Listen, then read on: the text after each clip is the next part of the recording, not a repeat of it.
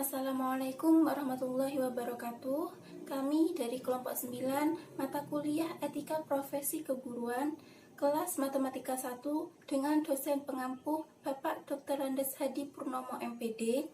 Kami akan mempresentasikan materi yang berjudul Peranan Guru dalam Pembelajaran. Nah, sebelumnya perkenalkan, nama saya Titis Indah Setiawati, NIM T2018-7014. Sebelum saya membahas peranan guru dalam pembelajaran, saya terlebih dahulu akan membahas apa sih itu guru, siapa sih itu guru. Nah, guru adalah seorang pendidik. Guru merupakan salah satu bagian penting dalam proses pembelajaran di lembaga pendidikan.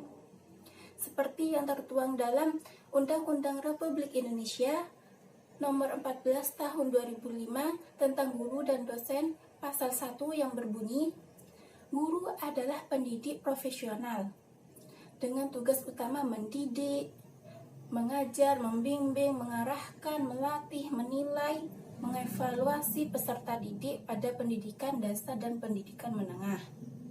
Nah, guru dalam fungsinya juga dapat disebut sebagai arsitek pembelajaran. Merancang pembelajaran dengan baik dan rapi. Nah, peran guru dapat dijadikan dikatakan sebagai sempurna apabila dengan rancangan pembelajaran yang baik juga. Nah, ketercapaian tujuan yang diharapkan guru sebagai pelaku utama dalam penerapan pendidikan di sekolah dapat dilakukan dengan ketercapainya tujuan. Nah, guru memiliki peran penting di sekolah yang sangat penting dalam mencapai tujuan pendidikan yang diharapkan. Nah, sekarang saya akan membahas peranan guru dalam pembelajaran. Peranan guru dalam pembelajaran ada 19 macam. Nah, saya akan membahas 5 yang bagian pertama, yaitu guru sebagai pendidik, yang kedua guru sebagai pengajar, yang ketiga guru sebagai pembimbing, yang keempat yaitu guru sebagai pelatih, dan yang kelima yaitu guru sebagai penasehat. Nah, guru sebagai pendidik, guru dikatakan sebagai pendidik merupakan peran yang berkaitan dengan tugas-tugas bantuan atau dorongan atau supporter terhadap siswanya, tugas-tugas pengawasan dan tugas-tugas pembinaan yang berkaitan dengan kedisiplinan siswa agar siswa tersebut menjadi seorang siswa yang patuh terhadap peraturan di sekolah, di rumah, dan di masyarakat. Nah, guru sebagai pendidik lebih dikenal dengan sosok panutan. Nah, guru harus memiliki nilai moral dan agama yang patut diteladani oleh siswa, seperti tingkah laku, akhlak mulia, dan lainnya. Contohnya perilaku yang baik seperti sifat jujur, amanah, rajin, tekun, dan lain-lainnya. Nah, sikap dan perilaku guru yang seperti itu dapat menjadi contoh atau panutan bagi siswa-siswanya. Nah, hal tersebut diharapkan dapat membentuk kepribadian siswa kelak di masa depan. Sikap dan perilaku guru ini menjadi bahan ajar yang secara langsung atau tidak langsung akan ditiru dan dicontoh oleh siswa-siswanya. Nah, yang kedua yaitu guru sebagai pengajar. Guru sebagai pengajar di sini diharapkan guru memiliki pengetahuan yang luas, wawasan yang luas tentang disiplin ilmu yang harus diampuh dan ditransfer. Maksudnya ditransfer itu menyampaikan informasi atau menyampaikan ilmu pengetahuannya kepada siswa-siswanya. Jadi, dalam hal ini guru harus mampu menguasai penggunaan strategi dan metode dalam pembelajaran agar siswanya dapat mudah memahami materi yang disampaikan oleh gurunya. Serta guru harus menentukan alat evaluasi pendidikan yang akan digunakan. Guru harus menguasai aspek-aspek manajemen kelas, dasar-dasar kependidikan, dan lain sebagainya. Dan yang ketiga yaitu guru sebagai pembimbing. Guru sebagai pembimbing dapat juga disebut sebagai pembimbing perjalanan. Nah, istilah perjalanan di sini tidak hanya menyangkut fisik saja, tetapi menyangkut mental, emosional, moral, dan spiritual yang lebih dalam dan kompleks. Jadi, guru sebagai pembimbing harus memiliki kemampuan untuk membimbing siswa dan memberikan dorongan psikologis agar siswa dapat menepikan faktor-faktor internal dan eksternal yang dapat mengganggu proses pembelajaran. Nah, guru sebagai pembimbing memerlukan kompetensi yang tinggi untuk melakukan proses pembelajarannya. Guru harus melakukan 4 hal, yaitu 1. Guru harus merencanakan tujuan dan mengidentifikasi kompetensi yang dapat dicapai. 2. Guru harus melihat keterlibatan peserta didik dalam pembelajaran, dan paling penting bahwa peserta didik melaksanakan kegiatan belajar tidak secara jasmaniah saja, tetapi juga psikologisnya juga ikut. Itu. Dan yang ketiga yaitu guru harus memaknai kegiatan pembelajaran. Dan yang keempat yaitu guru harus melakukan penilaian. Nah, dan yang keempat yaitu guru sebagai pelatih. Guru sebagai pelatih harus memberikan sebanyak mungkin kesempatan bagi siswa untuk dapat menerapkan konsepsi atau teori ke dalam praktik yang akan digunakan langsung kepada kehidupan yang akan mendatang. Nah, dalam hal ini guru itu harus memberikan kesempatan seluas-luasnya kepada siswa agar siswa memperoleh pengalaman belajar yang sebanyak-banyaknya untuk mempraktikkan berbagai jenis keterampilan yang dibutuhkan. Dan yang terakhir yaitu yang nomor 5, guru sebagai penasehat. Guru adalah seorang penasehat bagi peserta didik dan bagi wali peserta didik. Meskipun seorang guru itu tidak memiliki latihan khusus sebagai penasehat, tetapi guru itu diharapkan dapat memberikan nasihat kepada peserta didik dan wali peserta didik. Contohnya, murid-murid akan berhadapan dengan kebutuhan yang membuat sebuah keputusan. Tentunya, murid tersebut membutuhkan bantuan dari seorang guru, membutuhkan nasihat dari seorang guru. Nah, agar seorang guru tersebut dapat memahami dengan baik perannya sebagai penasehat, maka seorang guru harus lebih memahami dan mendalami lagi ilmu psikologi kepribadian dan ilmu kesehatan mental siswa. Nah, sekian dari saya. Apabila ada kesalahan, saya mohon maaf. Akhirul kalam, wassalamualaikum warahmatullahi wabarakatuh. Dan selanjutnya akan disambung lagi oleh teman saya. Assalamualaikum warahmatullahi wabarakatuh. Perkenalkan, nama saya Norma Dwi Utari, NIM T 2018-7015. Di sini saya akan menjelaskan tentang peran guru sebagai inovator. Peran guru sebagai inovator ini turut menyebarluaskan usaha-usaha pembaruan kepada masyarakat. Nah, pembaruan proses pembelajaran ini tidak terlepas dari fungsi dan tugas seorang guru. Nah, menurut peneliti, Peran guru sebagai inovator yaitu seseorang yang mampu memberikan pengetahuan-pengetahuan baru kepada peserta didik yang dapat menambah wawasan baru kepada peserta didik dalam mencapai tujuan pendidikan.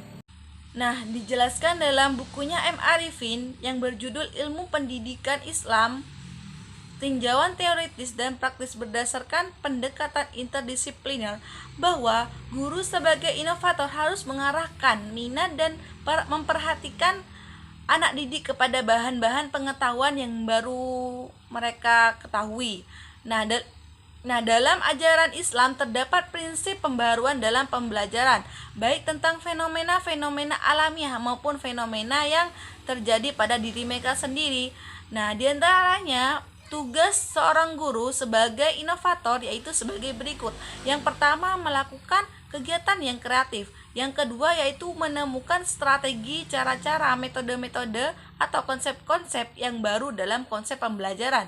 Yang ketiga, yaitu mampu menemukan strategi dan metode pengajaran yang baru. Yang keempat, yaitu mampu meningkatkan kemampuan atau keterampilan dalam menggunakan strategi dan metode mengajar. Dan yang kelima, yaitu mau mencoba dan menerapkan strategi atau metode pembelajaran yang baru. Baruan dalam proses pembelajaran dan pelaksanaan tugas guru tercapai secara optimal. Dengan adanya guru sebagai inovator di sini, dapat kita ketahui bahwa tanggung jawab melaksanakan inovasi terletak pada penyelenggaraan pendidikan di sekolah, dan gurulah yang menjadi peran utamanya. Ada dua faktor yang mempengaruhi guru sebagai inovator. Yang pertama yaitu faktor eksternal. Nah, faktor eksternal ini berkaitan dengan lingkungan sekitar dan sarana prasarana. Yang kedua yaitu faktor internal. Nah, faktor internal di sini meliputi bakat, minat, dan tingkat pendidikan seorang. Selanjutnya saya akan menjelaskan tentang peran guru sebagai keteladanan. Guru memiliki peran yang sangat penting dalam menentukan proses pembelajaran, terutama dalam hal keteladanan. Nah, keteladanan merupakan faktor mutlak yang dimiliki oleh seorang guru. Nah, keteladanan yang dibutuhkan oleh seorang guru yaitu berupa konsistensi dalam menjalankan atau menjauhi larangannya. Kita sebagai pendidik harus lebih banyak menjadi sosok panutan yang memiliki karakter atau pribadi yang patut ditiru oleh peserta didik. Nah, contoh keteladanan tersebut yaitu terhadap sikap dan perilaku kita sehari-hari, seperti jujur, disiplin, sopan santun, dan menghargai orang lain. Nah, yang dimaksud guru sebagai teladan di sini adalah guru memberikan contoh kepada peserta didiknya. Oleh karena itu, peran seorang guru itu sangat vital sekali. Nah, keteladanan guru yang dicontohkan di sekolah adalah tidak hanya berbicara saja, akan tetapi melakukan perbuatannya, melakukan contoh, memberikan contoh kepada peserta didiknya. Karena satu contoh saja lebih baik daripada 1000 perkataan. Nah, guru jangan hanya menyuruh peserta didiknya saja, akan tetapi guru mencontohkan terlebih dahulu, baru guru menyuruh peserta didik tersebut menirukan contoh yang telah diberikan guru tersebut. Nah, selain itu, guru harus mampu menjalin hubungan atau komunikasi baik terhadap peserta didik, sehingga dapat menumbuhkan rasa cinta peserta didik terhadap guru. Selanjutnya saya akan menjelaskan tentang peran guru sebagai pribadi. Guru harus memiliki kepribadian sebagai seorang pendidik. Ungkapan yang selalu dikemukakan oleh peribahasa adalah guru bisa digugu dan ditiru. Maksudnya digugu di sini adalah pesan-pesan yang disampaikan oleh seorang guru bisa kita laksanakan, bisa kita percaya. Nah, sedangkan ditiru di sini adalah pribadi-pribadi seorang guru yang baik-baik bisa kita ambil, bisa kita laksanakan juga, sehingga bisa dikatakan guru bisa digugu dan bisa ditiru. Nah, jika seorang guru dan seorang peserta didik itu berbeda agama, maka kita harus menyikapinya dengan cara sopan santun, saling menghargai satu sama lain, sehingga proses pembelajaran itu terlaksana secara lancar, secara optimal gitu. Selanjutnya saya akan menjelaskan tentang peran guru sebagai peneliti. Nah, pembelajaran merupakan sebuah seni yang di dalam pelaksanaannya memerlukan penyesuaian-penyesuaian terhadap kondisi lingkungan. Untuk itu diperlukannya sebuah penelitian yang di dalamnya terlibat seorang guru. Nah, suatu contoh, ketika kalian SMA pasti kalian akan bertemu dengan sebuah penelitian, apalagi pada jurusan IPA. Nah, di situ banyak sekali penelitian-penelitian yang ditugaskan oleh seorang guru. Nah, untuk itu kita akan dibimbing untuk meneliti sebuah apa yang akan diteliti kita. Akan tetapi hal tersebut pasti didorong oleh dan dibantu oleh seorang guru. Oleh karena itu, guru berperan sebagai peneliti. Nah, selanjutnya saya akan menjelaskan tentang peran guru sebagai pendorong kreativitas. Nah, kreativitas merupakan hal yang sangat penting dalam pembelajaran, dan guru dituntut untuk mendemonstrasikan serta menunjukkan bahwa proses kreativitas tersebut sangatlah penting.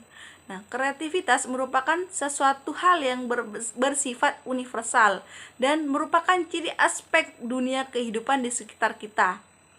Nah, kreativitas ini ditandai dengan sebuah kegiatan yang menciptakan sesuatu yang belum ada atau kecenderungan untuk menciptakan sesuatu. Nah, untuk mengemban fungsi yang ini, guru harus terampil dalam berkomunikasi kepada peserta didik, sehingga setiap langkah dan proses pendidikan yang dilaksanakan tercapai dengan secara maksimal. Assalamualaikum warahmatullahi wabarakatuh. Saya Alisa Khatrunada, NIM T 2018-7034. Saya akan menjelaskan tentang peran guru sebagai pembangkit pandangan atau motivator. Peran guru sebagai pembangkit pandangan atau motivator adalah membangkitkan motivasi belajar pada diri peserta didik. Di dalam proses pembelajaran, motivasi merupakan salah satu aspek penting. Guru dituntut sekreatif mungkin untuk mengembangkan motivasi belajar siswa, karena permasalahan peserta didik yang kurang berprestasi di dalam kelas mungkin bukan disebabkan oleh kemampuan yang kurang, tetapi bisa jadi disebabkan karena kurangnya motivasi untuk belajar. Oleh sebab itu, peserta didik yang kurang berprestasi belum tentu disebabkan oleh kurangnya kemampuan diri, akan tetapi mungkin disebabkan oleh kurangnya motivasi dalam diri peserta didik tersebut. Selanjutnya, peran guru sebagai pekerja rutin. Pekerja rutin adalah kegiatan manusia dalam suatu masyarakat yang kompleks dan dilakukan secara rutin dan teratur. Guru sebagai pekerja rutin adalah kegiatan rutin yang membutuhkan keterampilan dan dikerjakan secara teratur. Jika kegiatan tersebut tidak dilakukan dengan baik, maka bisa berdampak pada keefektifan pada semua peranannya. Selanjutnya adalah peran guru sebagai pemindah kemah. Peran guru sebagai pemindah kemah adalah membantu peserta didik dalam meningkatkan hal lama menuju suatu hal yang baru yang bisa peserta didik alami. Di sini guru berusaha untuk mengetahui permasalahan yang dapat menghalangi kemajuan peserta didik, serta membantu peserta didik untuk mendapatkan cara-cara baru yang lebih sesuai. Guru harus bisa memahami dan memilih hal-hal yang sesuai atau tidak sesuai bagi peserta didik. Proses ini menjadi suatu transaksi antara guru dan peserta didik di dalam pembelajaran. Peran guru dalam hal ini adalah memberikan kesempatan kepada peserta didik untuk menjalani kehidupan serta mengajarkan kebenaran bahwa perjalanan lebih penting daripada tujuan dan proses lebih berarti daripada hasil akhir. Selanjutnya, peran guru sebagai pembawa cerita. Guru sebagai pembawa cerita adalah guru diharapkan mampu menjadi alat untuk menyampaikan cerita-cerita untuk menyampaikan cerita-cerita tentang kehidupan, yaitu cerita yang bermanfaat bagi kehidupan peserta didik. Jadi di sini guru diharapkan mampu membawa peserta didik mengikuti jalannya cerita dengan berusaha membuat peserta didik memiliki pandangan yang rasional terhadap suatu permasalahan yang dihadapinya. Pembawa cerita yang baik yaitu yang mengandalkan kemampuan dan menyadari keterbatasan fisiknya agar mampu mendapatkan keefektifan yang maksimal. Selanjutnya, peran guru sebagai aktor. Guru sebagai aktor hendaknya senantiasa menguasai bahan ajar atau materi pembelajaran yang akan disampaikan atau diajarkan serta senantiasa mengembangkan dan meningkatkan kemampuannya. Guru sebagai aktor berangkat dengan jiwa pengabdi dan inspirasi yang dalam serta melakukan penelitian tidak terbatas pada materi yang harus ditransferkan, melainkan juga tentang kepribadian manusia sehingga mampu memahami respon-respon pendengarnya dan merencanakan kembali pekerjaannya sehingga dapat dikontrol. Berusaha mengurangi respon bosan dan berusaha meningkatkan minat para pendengar dengan terus belajar dan diharapkan terciptanya peserta didik yang unggul. Karakteristik peserta didik yang unggul ada 3, yaitu gairah belajar yang mantap, semangat maju yang menyala dalam menuntut ilmu, dan kerajinan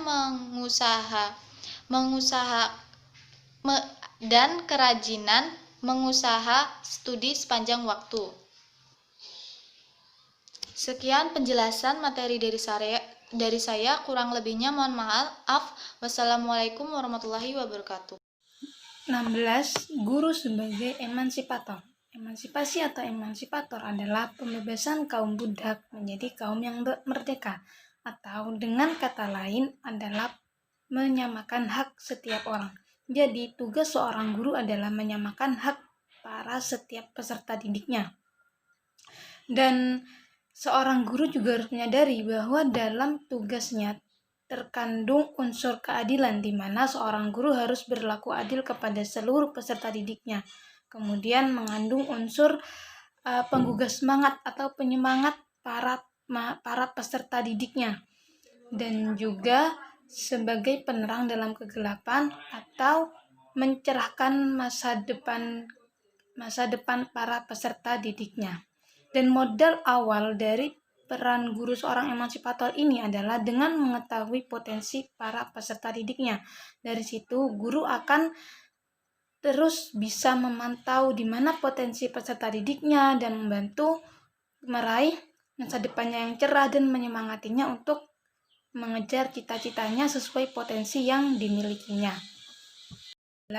Peran guru sebagai evaluator, di mana seorang guru harus melakukan evaluasi. Mengevaluasi apa? Mengevaluasi apakah tujuan pembelajaran yang selama ini dirancang sudah tercapai atau belum, dan apakah pelajaran yang diajarkan kepada siswanya sudah bisa diterima dan ditangkap oleh siswa dengan baik atau belum.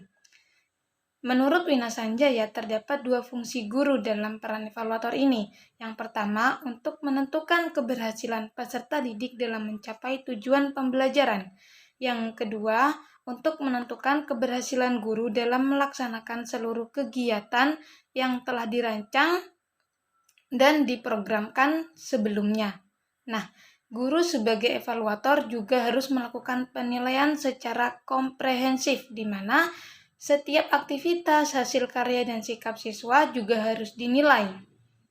Nah, penilaian di sini mencakup seluruh hal yang melekat pada siswa, seperti mental atau intelektual, atau bahasa lainnya adalah kognitif siswa, kemudian emosional, sikap siswa, keterampilan atau motorik siswa itu juga harus dinilai. Kegiatan penilaian terhadap siswa dapat dilakukan ketika aktivitas penilaian kelompok. Nah, terus ketika siswa mengamati objek, penilaian ketika mempresentasikan tugas kelompok, penilaian terhadap kelompok siswa yang memberikan penilaian kepada kelompok lain. Maksudnya, kelompok lain yang menilai kelompok yang presentasi itu seperti apa presentasinya tersebut. 16. Peran guru sebagai pengawet. Maksudnya pengawet di sini Guru bertugas mewariskan budaya dari generasi ke generasi berikutnya. Karena hasil karya manusia terdahulu masih banyak yang bermakna bagi kehidupan manusia sekarang sampai di masa depan. Nah, guru juga harus mempunyai sikap positif. Maksudnya, apa yang guru ajarkan, yang guru wariskan kepada siswa, guru juga harus menerapkan di depan para siswanya gitu, mengaplikasikan dan menunjukkan kepada siswanya tentang kebudayaan yang guru tersebut turunkan kepada siswanya. 19 adalah peran guru sebagai kulminator. Di sini, guru memiliki tugas untuk mengarahkan proses pembelajaran dari tahap awal hingga tahap akhir. Nah, atau disebut kulminasi. Nah, nanti dari situ siswa akan mengetahui kemajuan belajarnya sampai mana di situ. Nah, jadi peran kulminator ini juga berpadu dengan peran sebagai evaluator gitu. Nah, guru sejatinya adalah seorang pribadi yang harus serba tahu dan serba bisa. Nah, guru karena apa? Guru harus mampu mentransfer kebiasaan dan pengetahuan kepada muridnya dengan cara yang sesuai dan perkembangan potensi anak didiknya. Sekian presentasi dari kelompok 9. Kurang lebihnya mohon maaf, semoga bermanfaat. Wabillahi taufiq wal hidayah. Wassalamualaikum warahmatullahi wabarakatuh.